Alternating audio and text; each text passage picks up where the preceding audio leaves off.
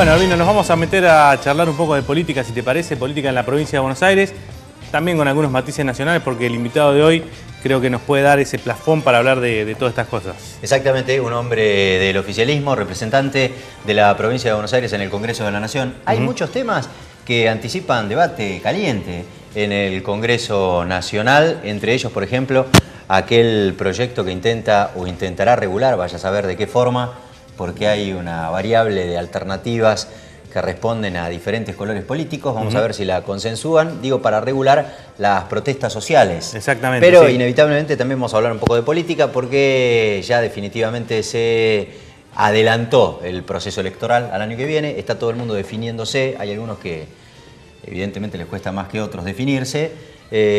Vamos a ver en qué anda el oficialismo. ¿En qué anda? Dale. O por lo menos un sector del oficialismo. ¿Para dónde se vuelcan? Sí. ¿Hacia qué lado van? Mario Porto, diputado nacional. ¿Cómo le va, diputado? Muy bien. Gracias por venir. No, gracias a ustedes.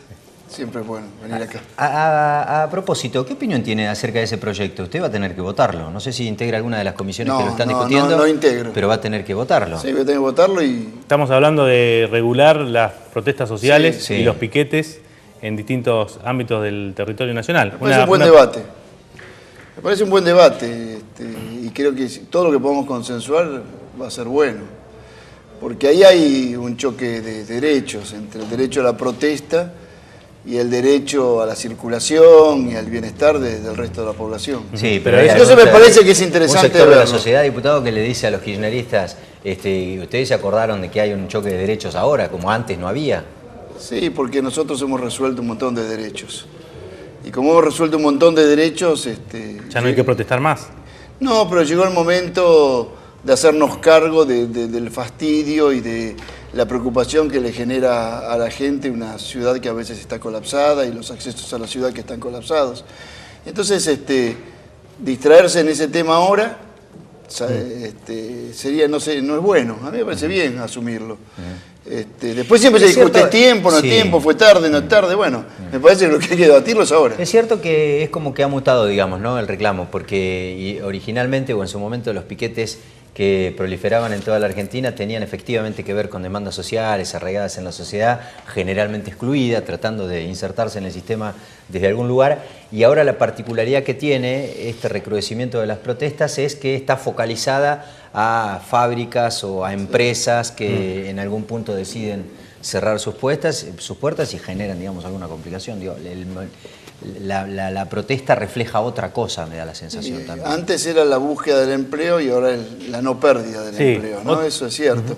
Pero a veces una herramienta legítima y valiosa, cuando uno abusa de ella, y entonces frente a cualquier inconveniente o cualquier situación, aún un pequeño número de personas dificulta la convivencia del resto, es un tema para que lo debatamos. Sí. Ahora, yo creo algo, porque quiero decir algo que a mí me parece que es importante, porque lo pienso también con respecto a los paros, que tantas veces he venido a hablar acá, de los paros docentes, que es que si no hay un lugar en donde los temas se resuelvan, y la única manera de que se resuelvan es la visibilidad a partir de un piquete, entonces la gente va a hacer piquetes. Claro, bueno, ahora ¿no? vuelvo atrás un segundito nada más, y otra impresión que queda con este debate que se genera ahora, por iniciativa incluso del sector del gobierno, es que cuando los piquetes eran del kirchnerismo y favorecían, porque estaban ellos detrás, los dejaban, y ahora que son de la izquierda, la ultraizquierda puede ser, tal vez usted me dirá que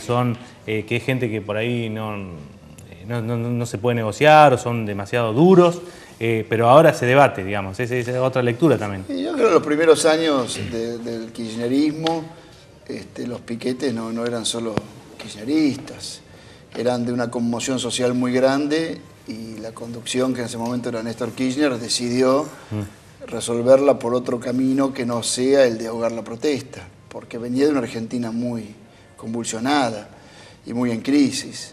Incluso el kirchnerismo bancó protestas sociales que no estaban a favor de su gobierno. Hoy, después de más de una década, el conjunto de la sociedad quiere que tomemos cartas en este asunto del caos ciudadano. Claro. Y entonces me parece que con buen criterio, ni criminalizando la protesta social, pero tampoco creyendo que cualquier ejercicio de la autoridad, incluso de la intervención judicial, es autoritarismo, me parece que podemos llegar a un buen acuerdo.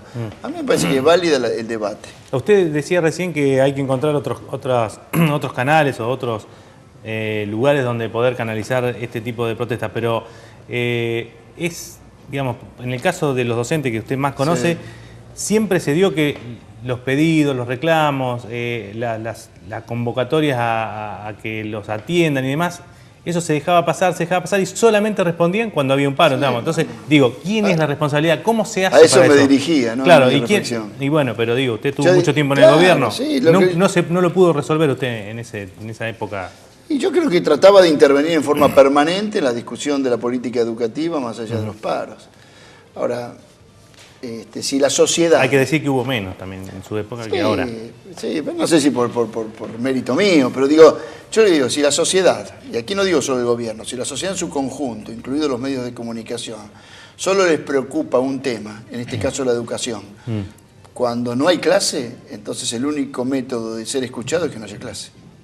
Sí, si en el momento que hay clase, hacemos un paréntesis, ya nadie se ocupa ni se preocupa de lo que pasa en la educación. Pero el problema no es lo que piense la sociedad, diputado, el problema es lo que le pasa al gobernante.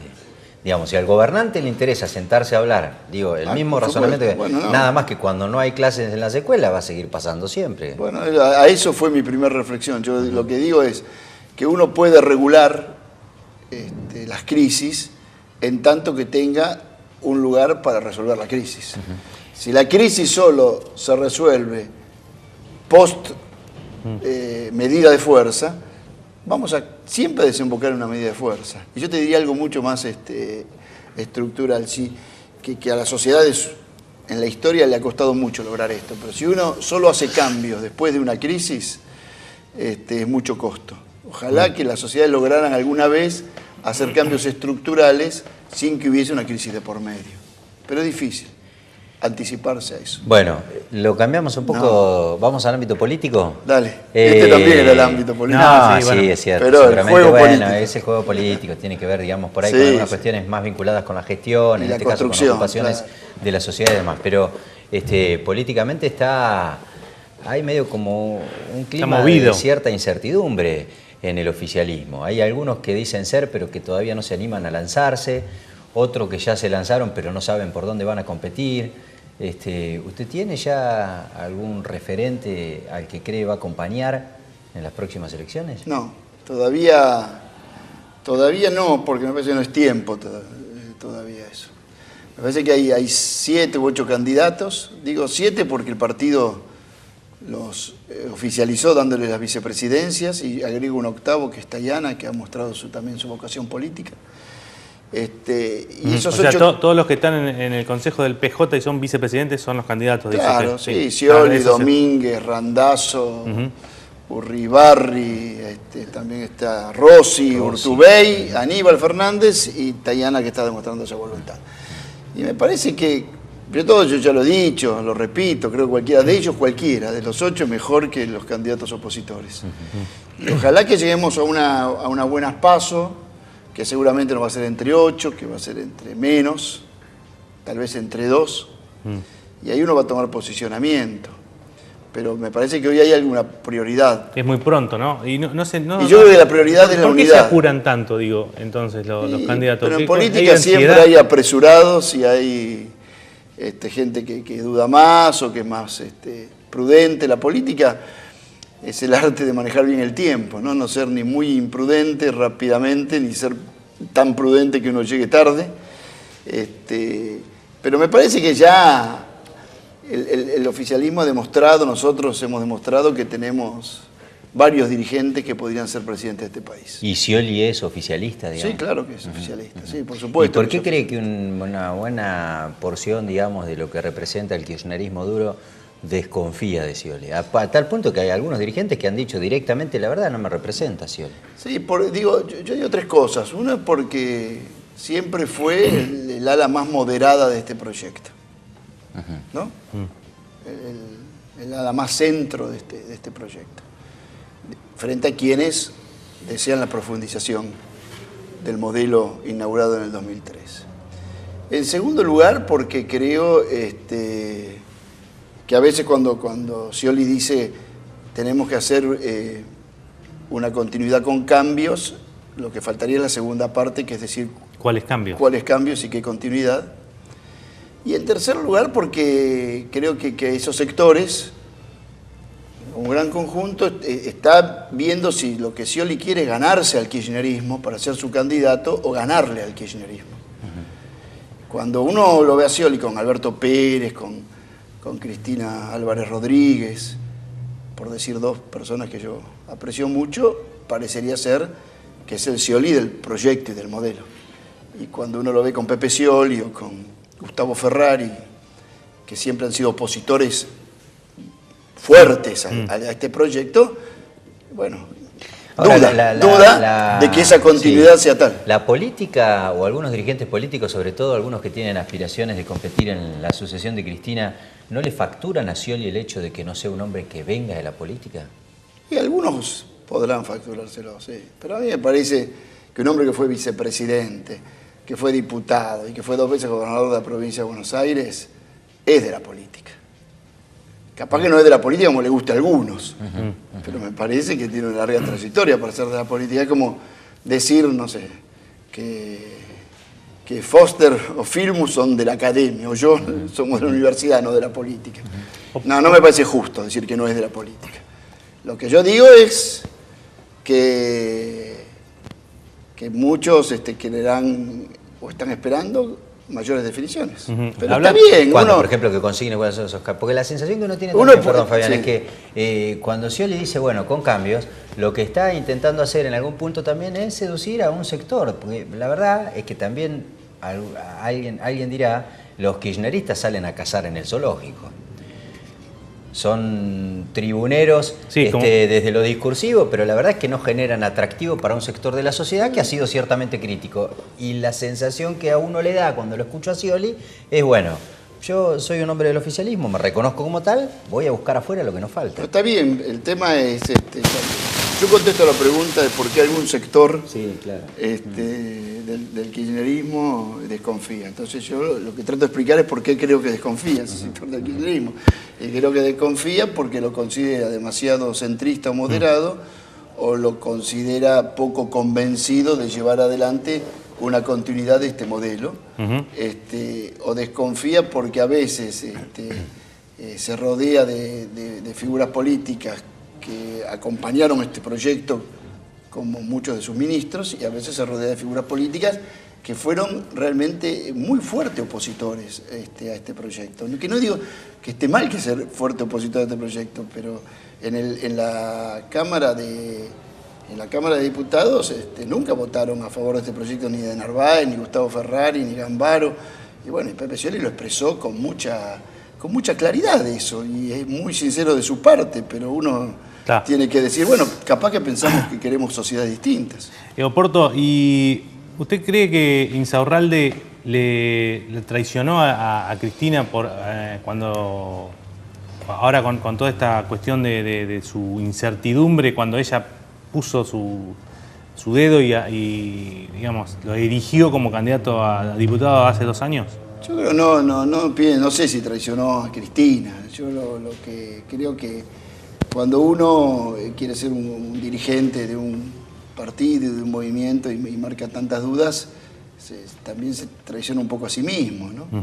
Porque ¿qué es lo que ocurrió para que un proyecto que uno encabezó y defendió en un momento, en tan pocos meses ya no lo contenga? Si es que no lo contiene, yo no lo sé. Eso no se ha definido. Insaurralde forma parte del Frente para la Victoria y es diputado de nuestro bloque. Claro. Mientras así lo sea, yo no lo puedo juzgar. Pero le gustaría que tenga más de decisión, digamos. Sí, a mí la verdad es que el juego de la duda no es bueno. Y después, bueno, yo a veces pienso que cuando la consigna es mí, yo preferiría que fuese nosotros, qué sé yo. Bueno, pero ¿no? digo... ¿Mi provincia o sí, nuestra bueno, provincia? Pero bueno, ahí se le complica, digamos, porque el nombre. No, bueno, sí. Pero cuando uno piensa en mí, en cualquier lugar, que esté uno vale. Claro. Y el mecanismo de selección, porque estoy pensando que, bueno, en este caso parece que Insaurralde no fue lo que quisieron todo el conjunto de kirchnerismo que hubiera sido, porque a ustedes les gustaría que esté más comprometido, que esté más contento de estar dentro del espacio. Yo decía que, digo, nunca es bueno la autorreferencia personal, pero yo me llevo muy bien con él y le tengo afecto. Aparte, cuando lo veo me gusta charlar con él. Ahora, me parece que es una figura importante, un intendente de un municipio como era Loma de Zamora, como es Loma de Zamora, fue un intendente de un municipio muy grande de la provincia de Buenos Aires. Cuando yo fui ministro y era intendente, trabajé muy bien con él. Y entonces me gustaría que esa personalidad y esa actividad la tuviese en el bloque. No se que puede... estuviese contento, que se formara parte, que se sintiera integrado. Ese mecanismo, yo apuntaba con mi pregunta también al mecanismo de selección que tiene la presidenta, la conductora del espacio de ustedes, ¿no? Porque con esa decisión casi personal eligió así a Insaurralde y parece que no termina de convencerlos a todos, y lo mismo queda la sensación que podría haber pasado con Vudú, por ejemplo, quien está ahora complicado. Digo, ¿no le parece que ese mecanismo de selección así o no se puede, usted no puede decir que no le gusta cómo elige Cristina? No, yo no soy quien para decir eso, porque cuando uno es conductor elige, digo, porque eligió a Insaurralde y a Vudú y también eligió al resto de los diputados o estuvieron en la lista el resto de los diputados, y también eligió a los ministros, y entonces pero uno ahí, digo... Sí, también son dos contra muchos que también eligió a Kunkel, a Kicillof, a ahí el error no es elegir, digamos, a alguien para que ocupe un lugar estratégico en función de lo que puede llegar a redituarle en términos estrictamente electorales, más allá de lo que considere de esa persona como representante de la política, digo, porque si a Scioli lo elegimos alguna vez para que llegue a la provincia de Buenos Aires porque nos garantizaba que ganaba, y sospecho que no lo descubrieron ahora Scioli, digamos, y todo este perfil moderado, como le dicen los kirchneristas al gobernador, no se desayunaron hace poco que lo tenían. Lo que pasa es que, en primer lugar, me parece que no es un desmérito ser moderado.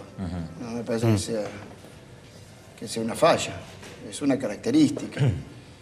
Y en segundo lugar, cuando uno conduce un conjunto mayoritario, va eligiendo a los hombres y las mujeres que uno prefiere para cada lugar. Eso se lo Capaz que en algún lugar necesita moderados, en otro lugar necesita vanguardias más audaces, en algún lugar necesita gente... Sí, la provincia de Buenos Aires para ganarla hay que convocar a mucha gente. Para el peronismo el que vale es quién es el jefe y quién conduce. Sí. Hasta que se ramifican, después se van y hay otros conductores porque... Sí, después tiene que venir otro que pueda ser el que hace la síntesis. Sí, bueno, pero en la oposición también hay peronistas, digamos, por lo menos dicen serlo. No, y lo son. No sé si gobernarían justicialistamente. ¿No? Me parece que gobernarían más con una concepción liberal que justicialista. Sí.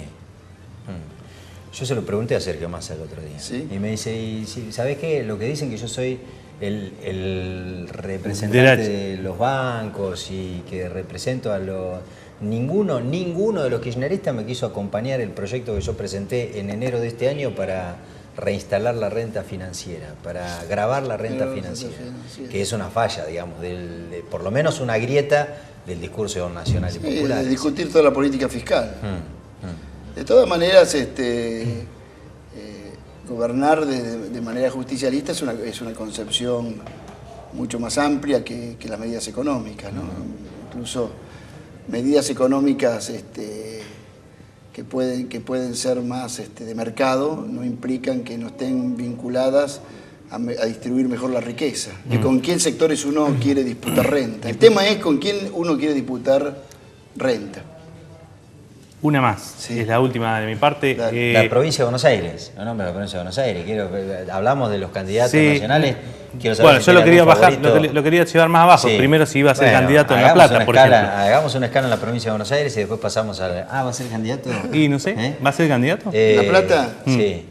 Yo creo que soy más útil en una dimensión provincial que local. Me parece que por mi experiencia, por lo que he acumulado de conocimiento, creo que conozco Entonces más va a integrar una fórmula... la provincia que lo local. pero no me anticipo, no me gusta ir adelante de las decisiones de nuestra conducción, digamos. Me parece que si no, vuelvo a pensar en mí, y yo no pienso en mí. Bueno, pero no está mal, digamos. No está mal que uno tenga predisposición a ocupar ciertos lugares. Después, en todo caso... Pero yo hoy tengo predisposición a ser un buen diputado, ¿Y a quién ve con chance? Y me parece que puedo aportar mucho al peronismo de la provincia de Buenos Aires en su conjunto. ¿Y a quién ve con chance, digamos, de suceder a Daniel Scioli en la provincia de Buenos Aires? Porque la verdad es que también hay que decirlo, el Faunen no anda, digamos, celebrando mucho candidato, por lo menos con buena llegada a los bonaerenses, pero en el Frente para la Victoria se va a Insaurralde, los que también se anotaron, por lo menos las encuestas dicen que no mueven mucho el amperímetro. Sí, yo digo dos cosas. Uno, quiero cerrar lo de La Plata, que igual ser candidato, y si uno logra ser intendente de la ciudad capital de la provincia, es una responsabilidad enorme y un orgullo muy grande. Yo creo que La Plata tiene que ser Futurolandia, tiene que ser la ciudad del futuro, como lo fue cuando fue fundada a fines del siglo XIX. En segundo lugar, creo que hay candidatos hoy a presidente que son de la provincia de Buenos Aires. Candidato a presidente va a ser uno solo. Probablemente ¿Alguno de esos ese grupo puede llegar a ser un gran candidato a gobernador de la provincia de Buenos Aires también. Domínguez, Randazzo. Sí, pero también... Scioli no, no puede. No, Domínguez, Randazzo, y aparte... Fernández. Bueno, pero hay otros que ya directamente... Espinosa quiere ser candidato, Espinosa, bueno, pero es Mariotto. Si alguien es vicegobernador o es intendente de La Matanza, tiene toda la legitimidad para pensar que puede gobernar esta provincia. Bueno, diputado, gracias. No, gracias a ustedes. Mario Porto, diputado nacional por el Frente para la Victoria, como siempre charlando de política y abriéndose al debate. Ya volvemos.